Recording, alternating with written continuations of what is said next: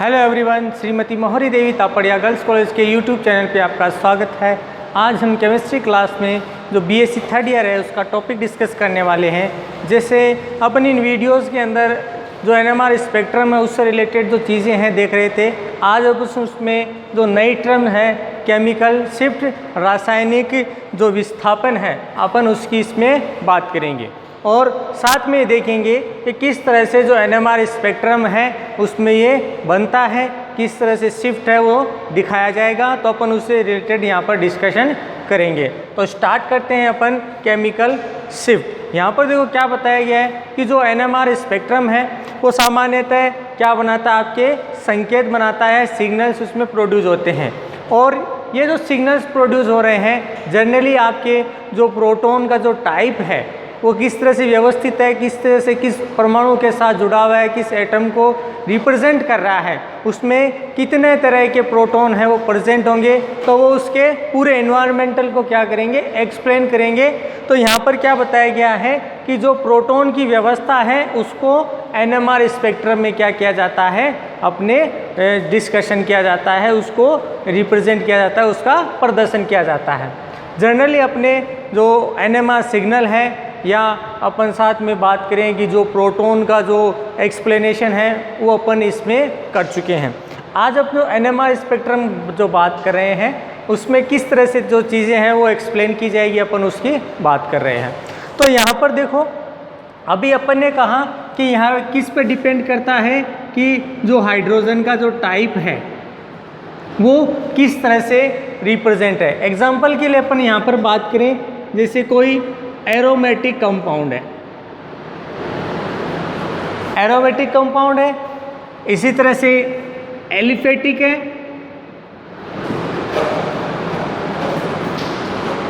इसी तरह से प्राथमिक, द्वितीयक, तृतीयक, प्राथमिक, द्वितीयक और जो तृतीयक टाइप के जो हाइड्रोजन एटम है, क्या बताया, तृतीयक टाइप के जो हाइड्रोजन एटम हैं वो क्या करेंगे, आपके अलग अलग स्थान पर व्यवस्थित होंगे और अलग अलग स्थान पर व्यवस्थित होकर इसमें जो प्रोटॉन का जो वातावरण है वो बनाएंगे और फिर क्या करेंगे, उसमें सिग्नल बनाएंगे, प्रोड्यूस करेंगे और उसके आधार पर अपन उसमें जो हाइड्रोजन एटम है उनकी संख्या के आधार पर उसमें बताएंगे कि इसमें एनएमआर स्पेक्ट्रा है वो बनता है। साथ में अपन ने दिखाया था कि वो कितने लाइन से बनेगा, उसका भी एक्सप्लेनेशन यहाँ पर किया जाएगा। सामान्यतः जो हाइड्रोजन एटम है उसका जो बाहरी वातावरण है उसके आधार पर ये एक्सप्लेनेशन किया जाता है कि कोई प्रोटॉन है वो उसमें किस तरह से व्यवस्थित होगा। और साथ में जो हाइड्रोजन एटम है उसका जो ऑब्जर्वेशन है, अवशोषण है, वो किस स्थान पे हो रहा है उसका भी एक्सप्लेनेशन इस प्रोटॉन के आधार पर क्या किया जाता है, बताया जाता है। और साथ में क्या किया गया है कि जो अवशोषण होगा उसके फलस्वरूप यहाँ पर क्या बनाए जाएंगे, आपके संकेत बनाए जाएंगे या यूँ कह दें कि आपके सिग्नल बनाए जाएंगे। और सिग्नल के आधार पर अपन कह सकते हैं कि जो स्पेक्ट्रम है उसमें जो अणु है अपन उनका एक्सप्लेनेशन करेंगे। सामान्यतः क्या बताया गया है कि जो प्रोटॉन है ये बंध की उपस्थिति या बंध बनाने में जो भाग ले रहे हैं उन अणुओं की जो बाहरी वातावरण है उसके आधार पर इसका एक्सप्लेनेशन किया जाता है, बताया जाता है। तो अब यहाँ पर क्या बताया गया है कि सामान्यतः जब इस हाइड्रोजन को किसी बाहरी चुंबकीय क्षेत्र में रखा जाता है, क्या बताया गया है, चुंबकीय क्षेत्र में रखा जाएगा। तो क्या बताया गया है कि इस चुंबकीय क्षेत्र के फलस्वरूप जो हाइड्रोजन है या कह दें किसी अणु में जो इलेक्ट्रॉन है वो भी क्या करेंगे, आपके चक्रण करेंगे। मतलब क्या है, उसके द्वारा भी क्या बनाया जाएगा, चुंबकीय क्षेत्र बनाया जाएगा। क्या बताया गया है कि बाहरी वातावरण के द्वारा अपन क्या कह रहे हैं कि जब चुंबकीय क्षेत्र में उसमें रखा जाएगा पदार्थ को तो उसके इलेक्ट्रॉन भी क्या करेंगे, चक्रण करेंगे और चक्रण के फलस्वरूप उनके द्वारा चुंबकीय क्षेत्र क्या किया जाएगा, उत्पन्न किया जाएगा। जनरली क्या बताया गया है कि इस तरह का जो उत्पन्न हुआ चुंबकीय क्षेत्र है ये आपके प्रेरित चुंबकीय क्षेत्र के नाम से जाना जाएगा। क्या बताया गया है कि अवशोषण क्षेत्र में यदि प्रोटॉन का अवशोषण होता है और पदार्थ को चुंबकीय क्षेत्र में रखा जाता है तो पदार्थ में उपस्थित इलेक्ट्रॉन चक्रण करेंगे, चक्रण के फलस्वरूप उनके द्वारा चुंबकीय क्षेत्र उत्पन्न किया जाता है और यह जो चुंबकीय क्षेत्र है क्या कहलाता है, आपके प्रेरित चुंबकीय क्षेत्र के नाम से जाना जाता है। अब यहाँ पर क्या बताया गया है कि यदि ये प्रेरित चुंबकीय क्षेत्र की यदि दिशा में हो, क्या बताया गया है कि चुंबकीय क्षेत्र की दिशा में हो अथवा उसके विपरीत दिशा में भी क्या हो सकता है, हो सकता है। मतलब ये दोनों तरह से ही क्या कर सकता है, उपस्थित हो सकता है। अब यहाँ पर कुछ चीज़ें बताई गई हैं कि भाई यदि कोई जो अवशोषण क्षेत्र है उसमें प्रोटॉन है अगर अलग अलग तरीके से व्यवस्थित हो उसके द्वारा उत्पन्न चुंबकीय क्षेत्र है। अगर चुंबकीय क्षेत्र की विपरीत दिशा में हो तो इसमें किस तरह का प्रभाव देखने को मिलेगा, और यदि वो समान दिशा में हो यानी चुंबकीय क्षेत्र और प्रेरित चुंबकीय क्षेत्र एक ही दिशा में हो तब उनको किस प्रकार लिखा जाएगा या रिप्रेजेंट किया जाएगा। तो यहाँ पर देखो क्या बताया गया है कि यदि मान लो चुंबकीय क्षेत्र की दिशा के विपरीत दिशा में आपके क्या बनाया जा रहा हो, प्रेरित चुंबकीय क्षेत्र, तो क्या बताया गया है कि यहाँ पर आपके जो शील्डिंग देखने को मिल रही है वो किस तरह की होगी, यानी यहाँ पर परिरक्षित जो वातावरण है वो क्या होगा, यहाँ पर बनाया जाएगा। और सामान्यतः क्या बताया गया है कि यहाँ पर जो शील्डिंग है वो क्या होगी, देखने को मिलेगी। मतलब क्या बताया, चुंबकीय क्षेत्र की दिशा की विपरीत दिशा में प्रेरित चुंबकीय क्षेत्र यदि उत्पन्न होता है या प्रोटॉन है उसमें विपरीत दिशा में व्यवस्थित होता है तो यहाँ पर जो चुंबकीय क्षेत्र है वो क्या करेगा, यहाँ पर शील्डिंग बनाएगा, परिरक्षण करेगा।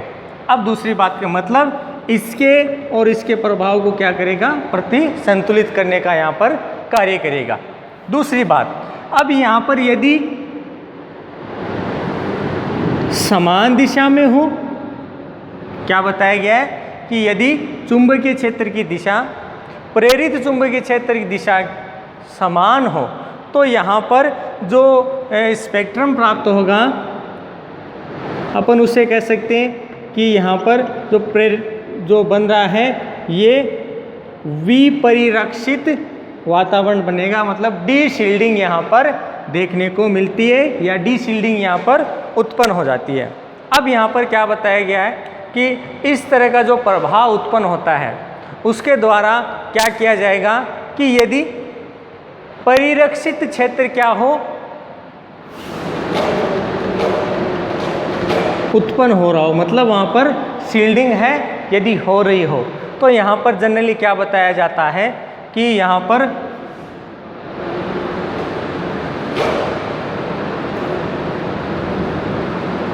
उच्च चक्रण क्षेत्र या यूँ कह दें उच्च क्षेत्र देखने को मिलेगा। क्या बताया गया है, यहाँ पर उच्च क्षेत्र देखने को मिलेगा। अब साथ में क्या बताया, यदि विपरिरक्षित क्षेत्र बन रहा हो तो यहाँ पर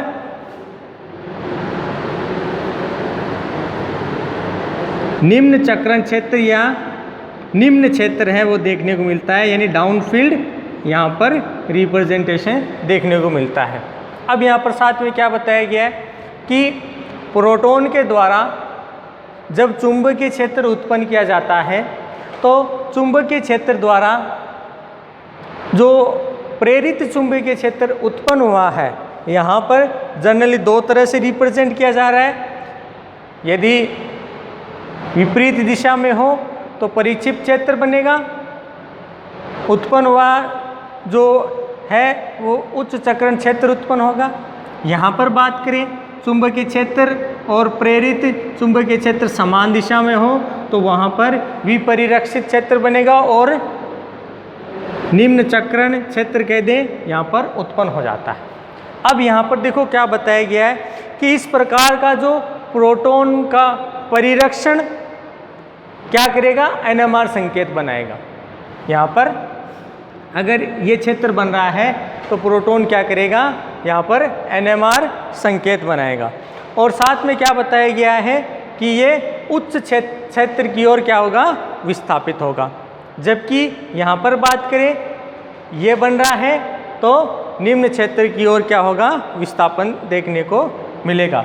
तो क्या बताया गया है कि इलेक्ट्रॉन द्वारा प्रोटॉन में परिरक्षण अथवा विपरिरक्षण के द्वारा जो NMR संकेत बनाए जा रहे हैं और ये NMR संकेत अपनी जो स्थिति है उसमें यदि क्या करते हैं, विस्थापन करते हैं। क्या बताया गया है, यदि अपनी स्थिति में क्या करते हैं, विस्थापन करते हैं तो इस प्रकार जो विस्थापन होगा उसको रासायनिक विस्थापन के नाम से क्या किया जाएगा, जाना जाएगा, जिसको अपन कह सकते हैं केमिकल शिफ्ट यहाँ पर कहा जाएगा। अब यहाँ पर क्या बताया गया है कि सामान्यतः जो इलेक्ट्रॉन है इसके द्वारा क्या उत्पन्न किया जा रहा है, प्रेरित चुंबकीय क्षेत्र उत्पन्न किया जा रहा है यदि इलेक्ट्रॉन द्वारा। तो यहाँ पर जो NMR संकेत है वो क्या करेगा, विभिन्न प्रकार के जो रासायनिक शिफ्ट है वो क्या करेगा, उत्पन्न किया जाएगा। तो क्या बताया गया है कि ये जो रासायनिक शिफ्ट जो उत्पन्न हो रहा है सामान्यतः इनको एक तो डेल्टा के द्वारा या इनको किसके रूप में प्रदर्शित किया जाएगा, इनको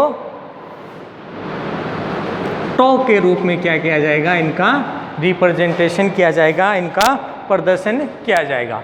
तो एक बार देखो यहाँ पर जो NMR स्पेक्ट्रम अब जो प्राप्त होगा सामान्यतः किसी प्रोटॉन के द्वारा यदि उसका बाहरी वातावरण या इलेक्ट्रॉनिक जो विन्यास है उसमें किस तरह से चुंबकीय क्षेत्र उत्पन्न किया जा रहा है, किस तरह से शिफ्ट बनाए जा रहे हैं, किस तरह से NMR संकेत है वो इसमें दिखाए जाएंगे।